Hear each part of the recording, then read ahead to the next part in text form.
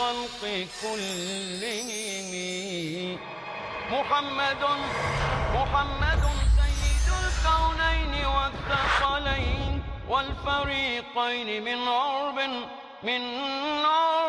ومن عجم هو الحبيب الذي ترجى شفاعته. السلام علیکم ورحمۃ اللہ وبرکاتہ. الحمد للہ رب العالمین والصلاة والسلام علی رسولہ الکریم وعلی آلہ وصحبہ اجمعین ومن تبعہ بإحسان الی یوم الدین. اما بعد. محترم بھائیوں اور بہنوں، حدیث کی یہ مشہور کتاب بلوغ المرام، اس کا ترتیب کے ساتھ ہم مطالعہ کر رہے ہیں. اس میں یومیہ زندگی میں پیش آنے والی بہت ساری باتوں کو احادیث کی روشنی میں حل کرنے کی کوشش کی گئی ہے. مسلمان کا ایک طریقہ بھی یہی ہونا چاہیے کہ زندگی میں پیش آنے والے مسائل کو قرآن و سنت کی تعلیمات کی روشنی میں حل کیا جائے. اگر اس کتاب کا ہم گہرائی سے مطالعہ کریں تو یہ کتاب بہت ساری کتابوں سے ہمیں مستغنی بنا دے گی. اس لیے اس کو سمجھنا بھی ضروری ہے تاکہ حدیث رسول صلی اللہ علیہ وسلم کی روشنی میں ہم روزمرہ کی زندگی کے مسائل حل کر سکیں. ہم نے اس سے پہلے کتاب الصلاۃ، اذان اور نماز کے جو شروط وغیرہ ہیں اس پر بہت تفصیلی بات کی. اب اس کے کچھ آداب وغیرہ اور اسی سے متعلق کچھ اور مزید چیزوں کا انشاءاللہ تعالی آئندہ ذکر کیا جائے گا. لیکن اس ذکر کرنے سے پہلے پچھلا جو لیکچر ہوا تھا اس میں لباس کا بھی مسئلہ ہے کہ اگر خواتین کوئی بھی لباس پہنے تو نماز پڑھ سکتی ہیں یا نماز کے لیے الگ چادر سلانے کی ضرورت پڑے گی. کیا خیال ہے آپ؟ کوئی بھائی؟ کوئی بھی لباس میں پڑھ سکتی ہے، شرط صرف یہ ہے کہ سر سے لے کر قدم تک سارا جسم ڈھکا ہونا چاہیے. ہاں، لباس کوئی بھی ہو، اس کی تعین نہیں ہے ساڑی پہنے، میکسی پہنے، شلوار پہنے، لیکن یہ ہے کہ پورا جسم اس کا کور ہو. اگر پورا جسم اس کا ڈھکا ہوا ہے سر کے بال سے لے کر پاؤں تک تو وہ اس میں نماز پڑھ سکتی ہے الحمدللہ. اور اگر مردوں کے لیے آپ نے نہیں بتایا کہ بہت سارے لوگ جیسے بنیان پر ہی نماز پڑھ لیتے ہیں تو اس میں کیا خیال ہے؟ یہ مناسب طریقہ نہیں ہے. اگر ہمارے پاس بہت سارے کپڑے ہیں تو اگر ہم کپڑے پہن کر اگر ہم اللہ رب العزت کے حضور حاضر ہو رہے ہیں تو اس بات کا ہم خیال رکھیں گے ہمارے پاس جو بھی مطلب سارا جسم ڈھکا ہونا چاہیے. ہمارے پاس بہت سارے کپڑے ہیں، اس کے باوجود بھی اگر ہم برہنہ اگر نماز پڑھ رہے ہیں تو یہ مناسب نہیں ہے. ہم جتنے مطلب اللہ رب العالمین کے حضور جب ہم جا رہے ہیں، اس طرح ہم بازار میں جانا پسند نہیں کرتے، تو جب ہم اللہ رب العالمین کے سامنے کھڑے ہو رہے ہیں تو اس بات کی کوشش کریں کہ ہم آرائش اور زیبائش کے ساتھ جو ہے اللہ کے حضور حاضر ہوں. ماشاء اللہ. تو اس کا مطلب یہ ہے کہ نماز میں جو ہے صرف فتویٰ نہیں، تقویٰ بھی دیکھا جائے گا، تقوی کے مطابق بھی عمل کیا جائے گا. اچھا، مان لیجئے کہیں آپ کوئی کنٹری سائڈ پر ہیں، پارک میں ہیں، جوتے پاؤں میں پہنے ہوئے ہیں یا لمبے بوٹ پہنے ہوئے ہیں، اور اگر کوئی نماز پڑھنا چاہے تو وہاں اس کے کیا آداب ہوں گے؟ کیا بوٹ میں، جوتوں میں نماز ہو سکے گی؟ جی ہاں، جوتے پہن کر نماز پڑھی جا سکتی ہے، لیکن اگر صرف جوتوں میں کوئی نجاست لگی ہو تو اسے صاف کر لینا چاہیے. اور اگر کوئی جوتے لے کے مسجد میں ویسے ہی نماز پڑھنے چلا جائے پہلی صف میں؟ یہ آداب کے خلاف ہے. ہاں، اس کو آداب کا بھی خیال رکھنا چاہیے کہ آپ خاص طور پہ جیسے ہم گھر میں جانا پسند نہیں کرتے، عام طور پہ جب گھروں میں داخل ہوتے ہیں تو پہلے ہم جوتے چپل اتار کے رکھ دیتے ہیں. تو گھر میں جوتے پہن کر اندر جانا ہم لوگ پسند نہیں کرتے، تو اللہ کے گھر میں اس کا اور بھی زیادہ خیال رکھنا چاہیے. اس کو اتار کے رکھ دیں. جوتے پہننے کی اجازت نماز کی حالت میں ضرورتاً ہے، جہاں اس کی ضرورت ہے وہاں پر. اب آج کل مساجد میں تو ماشاءاللہ ایک سے ایک قالین، ایک سے ایک کارپیٹ اور ایک سے ایک قیمتی قسم کے جائے نماز وغیرہ، سجادے، یہ سب چیزیں رکھی ہوئی ہیں. تو ایسی صورت میں جوتوں کے ساتھ جا کر آپ لوگوں کو جو ہے لڑائی جھگڑے کے لیے تیار کر رہے ہیں، تو اس چیز سے اوائڈ کرنا چاہیے، اس سے پرہیز کریں. اب آگے دیکھیے، نماز کے کچھ آداب ہیں. نماز میں بات چیت کا حکم کیا ہے؟ ایک دوسرے سے بات چیت نماز میں نہیں کی جا سکتی. اس کی دلیل کیا ہے؟ نماز میں گفتگو کرنے سے منع کیا گیا. قال رسول اللہ صلی اللہ علیہ وسلم ان هذه الصلاة لا يصلح فيها شيء من كلام الناس انما هو التسبيح والتکبیر وقراءة القرآن. یہ صحیح مسلم کی حدیث ہے. نبی صلی اللہ علیہ وسلم نے ارشاد فرمایا کہ یہ جو نماز ہے بات چیت اس میں مت کرو. یہ جو ہے اللہ کا ذکر ہے، تسبیح ہے، ذکر ہے، سبحان اللہ، الحمدللہ وغیرہ، اللہ اکبر وغیرہ وغیرہ، اور اسی طرح سے قرآن مجید کی تلاوت وغیرہ اس میں کی جاتی ہے. پہلے یہ تھا، ابتدائی زمانے میں آہستہ آہستہ مسائل آتے گئے. شروع میں ایسے ہوتا تھا کہ کوئی نماز میں ٹھہرا ہوا ہے، دوسرا کوئی آ رہا تو اس سے پوچھ رہا کون سی رکعت چل رہی ہے، تو وہ بتا دوسری چل رہی ہے، پھر وہ اللہ اکبر کہتا. تو اتنی اجازت وہ لوگ کر لیتے تھے. بعد میں منع کر دیا گیا کہ اب نماز میں یہ اس طرح کی بات چیت بھی نہیں ہے، کون سی رکعت ہے کیا ہے اس کا کیا تعلق ہے، تم نماز میں نیت کر کے ٹھہر جاؤ اور جب سلام پھیر دے تو خود پتہ چل جائے گا کون سی نماز کی کون سی رکعت ہوئی، جتنی رکعتیں چھوٹ گئیں اس کو بعد میں کمپلیٹ کر لینا. یہ پہلے پوچھ رہے ہیں اور وہ بعد میں بتا رہا ہے تو یہ نماز کے آداب کے خلاف ہے، اس سے بھی منع کر دیا گیا. تو اب اس میں صرف قرآن کریم کی تلاوت، ذکر، اللہ تعالیٰ کی تسبیح وغیرہ جو چیزیں یعنی جن چیزوں کا حکم دیا گیا ہے بس وہی وہ نماز کے اندر کر سکتا ہے. اب دیکھیے کہ نماز میں اگر کوئی آدمی ٹھہرا ہوا ہے اور تلاوت ہو رہی ہے، اتفاق سے وہ بھول گیا، مسٹیک ہو گئی امام صاحب سے، تو کیا کیا جائے گا؟ حدیث اس کا جواب دے رہی ہے کہ نماز میں کریکشن کا طریقہ کیا ہے، لقمہ دینے کا، اصلاح کرنے کا طریقہ کیا ہے. بتایا گیا قال رسول اللہ صلی اللہ علیہ وسلم التسبیح للرجال والتصفیق للنساء، کہ مرد اور عورتیں دونوں جماعت میں شامل ہیں. مرد کیا کریں گے اگر امام کو کریکشن کرنا چاہیں، اصلاح کرنا چاہیں، لقمہ دینا چاہیں تو سبحان اللہ کہیں. یعنی مطلب ہے کہ امام کو سمجھ میں آ جانا چاہیے کہ آپ تو ایک سجدہ کر کے اٹھنا چاہ رہے ہیں یا دوسری رکعت ہے تشہد میں بیٹھنے کے بجائے سیدھے آپ ٹھہر رہے ہیں، تو آپ سبحان اللہ کہہ دیں تو اس کو سمجھ میں آ جائے گا. عورتیں بھی اگر وہاں پر ہوں تو وہ کیا کریں گی؟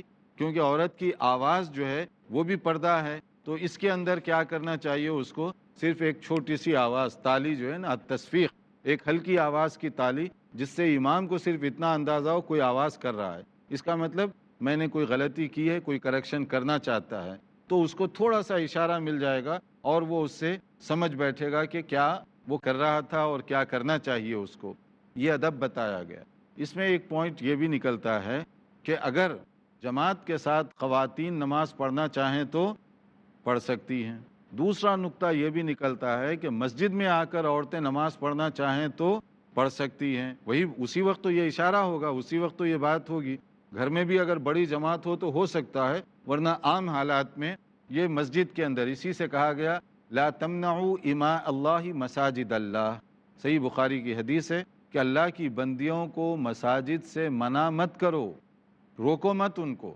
نماز اس کی گھر میں زیادہ افضل ہے، فرض نہیں ہے مسجد میں آنا، مگر آنا چاہے تو اجازت ہونی چاہیے، فیسلٹیز ہونے چاہیے، سہولت ہونی چاہیے تاکہ وہ نماز پڑھے. تو یہ حکمت بتائی گئی ہے. جیسے اس کے اندر بھی یہ مسئلہ بتایا گیا، اور نبی کریم صلی اللہ علیہ وسلم کی مسجد میں خواتین آیا کرتی تھیں. اسی طرح سے خلفائے راشدین کے دور میں خواتین آیا کرتی تھیں، یعنی ان کے لیے گنجائش ہونی چاہیے. اب دیکھیے حدیث پر عمل کرنے کی حکمت اور مصلحت کیا ہے. بعض بڑے بڑے شہر ہیں، جیسے آپ انڈیا میں دیکھیں یا یورپ میں چلے جائیں یا بڑے شہروں میں کہیں بھی چلے جائیں آپ، وہاں پر بڑے شہروں میں کوئی ٹھہرنے کی جگہ بھی نہیں دیتا آپ کو. اب مثلا شوہر اور بیوی دونوں باہر جا رہے تھے کام سے، شاپنگ سے، نماز کا وقت ہو گیا، میاں کہتے ہیں کہ آپ ٹھہریے میں جا کر نماز پڑھ کے آتا ہوں. تو بیگم مسلمان نہیں ہے، بیگم پر نماز فرض نہیں ہے، اب وہ کہاں پڑھے گی بیچاری. ممبئی میں اگر فٹ پاتھ پر بھی کوئی ٹھہر کے نماز پڑھنا چاہے تو لوگ اجازت نہیں دیں گے اس کو. اگر لندن میں جا کے کوئی سڑک پہ ٹھہر کے نماز پڑھنا چاہے تو پولیس آ جائے گی، پتہ نہیں کیا کر رہی ہے، کیوں ٹھہری ہوئی ہے، کیا پرابلم ہے اس کا. تو کیا کرے وہ؟ نماز چھوڑ دے وہ. یا بعض اوقات موسم ایسا ہے کہ نیچے برف پڑی ہوئی ہے، پانی ہے، بارش ہے، تو کیا کرے گی وہ؟ نماز چھوڑ دے گی. شریعت کی یہاں پر حکمت سمجھ میں آتی ہے کہ اگر مسجد میں ان کے لیے گنجائش ہو ایسی جگہوں پر تو وہ بھی جائے گی اپنے شوہر کی طرح، اپنا جو عورتوں کا سیکشن ہے اس میں جا کے وہ بھی نماز پڑھ لے گی، نماز اس کی نہیں قضا ہوگی. ورنہ جو ہے یہ پریکٹیکل نہیں ہے کہ اب آپ کہیں کہ ممبئی میں چاہے کوئی بھی ہو، نماز کا وقت ہوا گھر چلے جاؤ، تو کہاں سے جائے گی وہ؟ یہاں جو ہے مغرب کی نماز کو نکلے وہ اپنے گھر تک پہنچتے پہنچتے ہو سکتا ہے عشاء کی نماز بھی ہو جائے. یعنی مطلب بعض وقت اتنی دیر لگ سکتی ہے، اتنا لمبا ہے، ٹرافک کا مسئلہ اور متعدد مسائل ہوتے ہیں. تو شریعت کی جو حکمت ہے وہ ہر چیز کو سامنے رکھ کر ہے. اس میں اگر کہیں بڑے شہروں میں اس کے انتظام خاص طور پر ہوں تو اس کا ہر عورت کو، اسٹوڈنٹس کو، فیمیل اسٹوڈنٹس کو اس کا بہت زیادہ فائدہ ہوگا. نہ ہو تو بیچاریوں کی نماز چھوٹ جائے گی، جیسے کہ عام طور پہ ہوتا ہے. تو یہ احادیث کا یہ ہے کہ اس میں حسب ضرورت جیسے بتایا گیا کہ وہ چیزوں کو سامنے رکھنا چاہیے. افضل طریقہ کیا ہے، جائز طریقہ کیا ہے، ان سب کو سامنے رکھیے. اب دیکھیے نماز پڑھنے میں خشوع کیسے ہوتا ہے، یعنی سنسیئرٹی. نماز جو ہے خانہ پوری کے لیے نہیں پڑھی جائے گی، نماز پڑھی جائے گی اللہ کی عبادت کے طور پر۔ تو نبی صلی اللہ علیہ وسلم کیسے پڑھا کرتے تھے، اب ایک حدیث اس میں بیان کی جا رہی ہے۔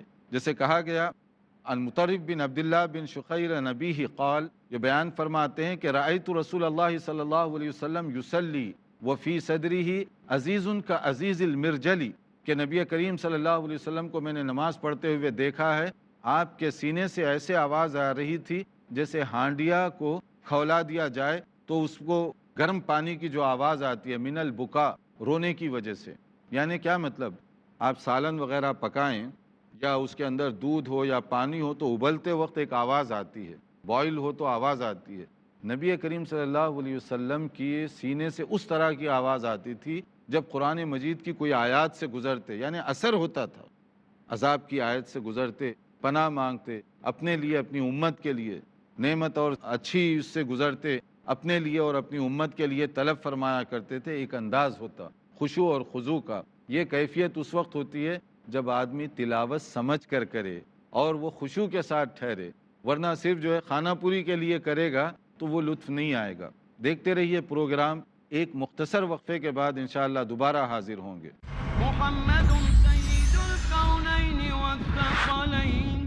ناظرین، وقفے کے بعد دوبارہ آپ کی خدمت میں حاضر ہیں۔ وقفے سے پہلے ہم نماز کے کچھ آداب کا ذکر کر رہے تھے، اس میں خشوع کا خاص طور پر ہے کہ لوگوں کو کوشش کرنی چاہیے کہ نماز ادا کریں تو مکمل خشوع اور خضوع کے ساتھ، تاکہ اس کا بھرپور اور زیادہ سے زیادہ ہم فائدہ اٹھا سکیں۔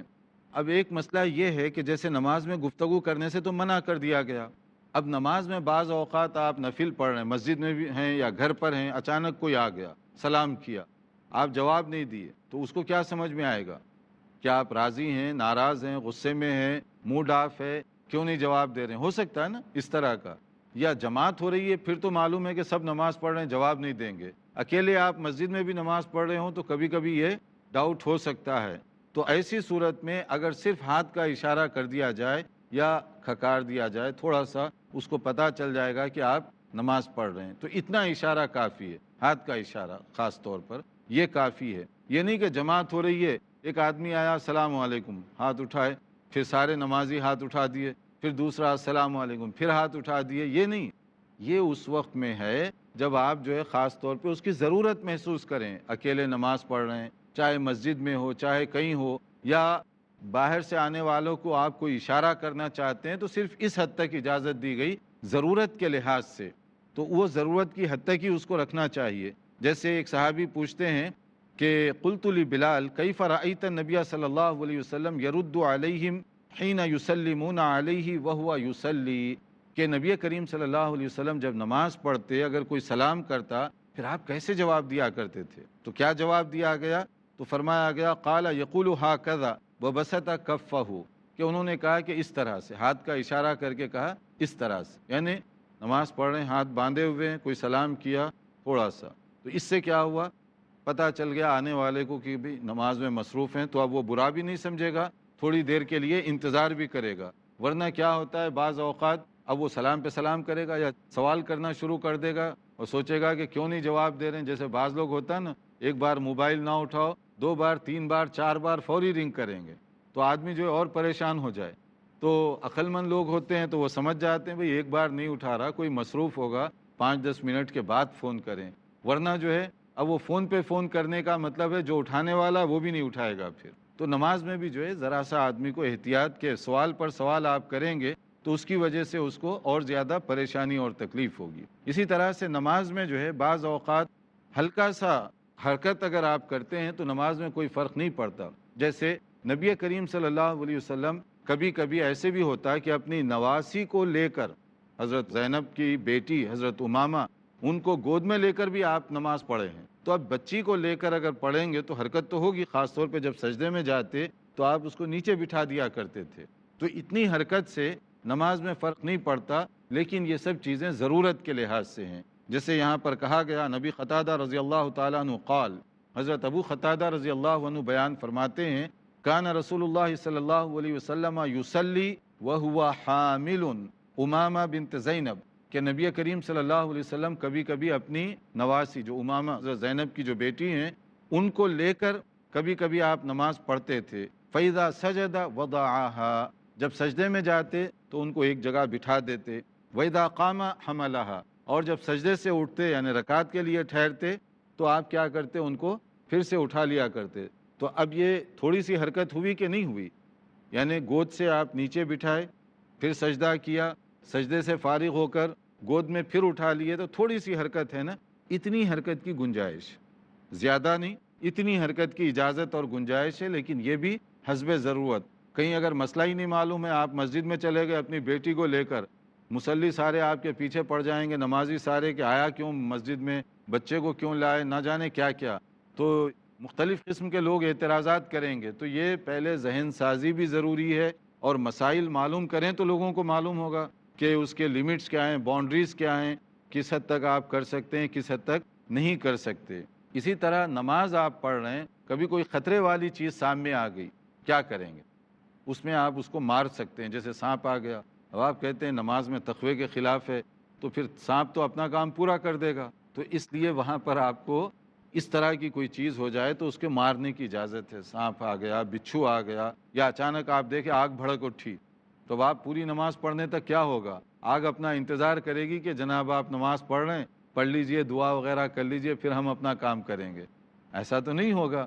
تو ایسی جو ڈینجر چیزیں ہیں اس میں آدمی کو ذرا چوکنا رہنا چاہیے۔ تو جیسے بتایا گیا کہ نبی ہریرہ رضی اللہ تعالیٰ عنہ قال، حضرت ابو ہریرہ رضی اللہ عنہ بیان فرماتے ہیں، قال رسول اللہ صلی اللہ علیہ وسلم اقتلوا الاسودین فی الصلاۃ الحی والعقرب، کہ اگر تم نماز میں ہو اور دو سیاہ چیزیں، سیاہ کا مطلب صرف کالا رنگ ہی نہیں، ڈینجر چیزیں، کوئی بھی خطرے والی چیزیں، اور خاص طور پہ اس میں مثال دی گئی سانپ اور بچھو کی، کیونکہ یہ بہت زیادہ ڈینجرس ہیں اور نقصان پہنچا سکتے ہیں، تو ان میں سے کسی کو دیکھو تو فوری مار دو، تو مار کر پھر اپنی نماز آپ کیری آن کر سکتے ہیں۔ تو یہ خطرے کے وقت میں اپنے آپ کو خطرے سے بچانے کے لیے اس طرح کرنے کی اجازت دی گئی۔ یہ ہے نماز کے سلسلے میں چند خاص آداب جو بتائے گئے۔ تو آگے بڑھنے سے پہلے تھوڑا سا میں دیکھوں کہ آپ لوگ، جیسے اس سے پہلے کچھ باتیں بتائی گئی تھیں، وہ آپ کو سمجھ میں آ رہی ہوں گی، اگر نہیں آئی تو پھر آپ پوچھ لیں، اگر کوئی مسئلہ ہو۔ آپ کچھ پوچھنا چاہ رہے ہیں؟ جی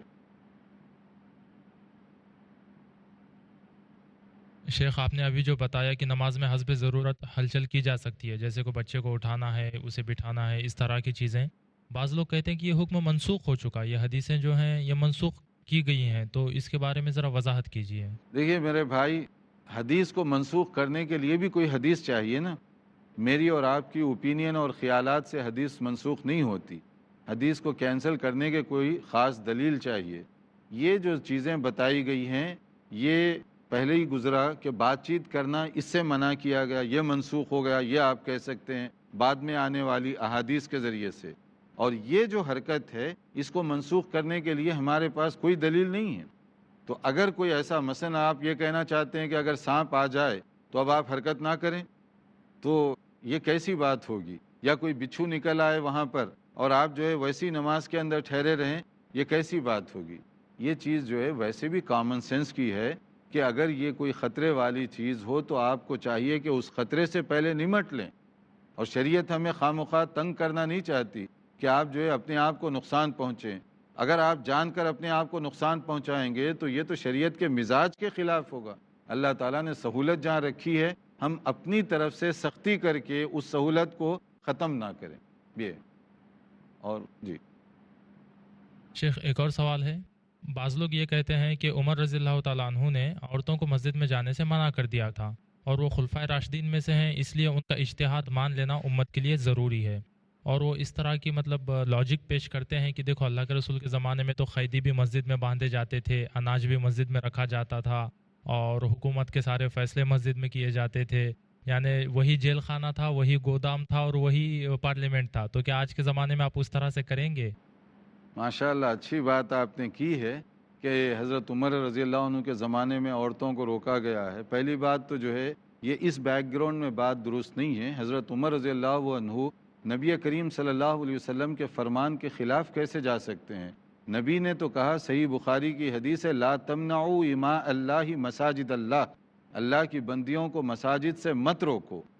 اب اس کلیئر کٹ حکم کے بعد کس کے اندر کوئی جسارت ہو سکتی ہے کہ وہ نبی کے خلاف اس طرح کا کوئی فیصلہ کرے؟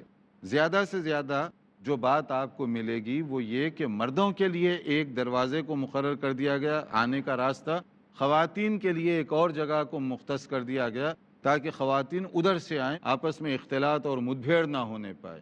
اس کو روکنا نہیں کہیں گے، آنے کی باقاعدہ اجازت ہے، لیکن یہ ہے کہ ان کا راستہ الگ الگ کر دیا گیا تو ٹھیک ہے۔ ابھی بھی جب مسجدیں بنائی جاتی ہیں، ہزاروں لاکھوں روپے خرچ کر کے، لاکھوں ڈالر خرچ کر کے مسجدیں بنائی جاتی ہیں، تو کیا عورتوں کے لیے الگ انٹری گیٹ نہیں لگایا جا سکتا؟ الگ دروازہ لگا دیں تو فتنے کا دروازہ بھی بند ہو جائے گا، اور یہ جو ڈاؤٹ پیدا کیا جاتا ہے کہ آپس میں مدبھیڑ ہونے کا خطرہ ہوتا ہے، وہ خطرہ بھی کلیئر ہو جائے گا۔ مگر ایک اور کامن سینس کی بھی بات ہے، یہ سارے مسائل کہ عورتیں اگر مسجد میں آئیں تو فتنہ ہوگا، یہ ڈر ہے کہ اختلاط ہوگا، یہی بات ہے نا؟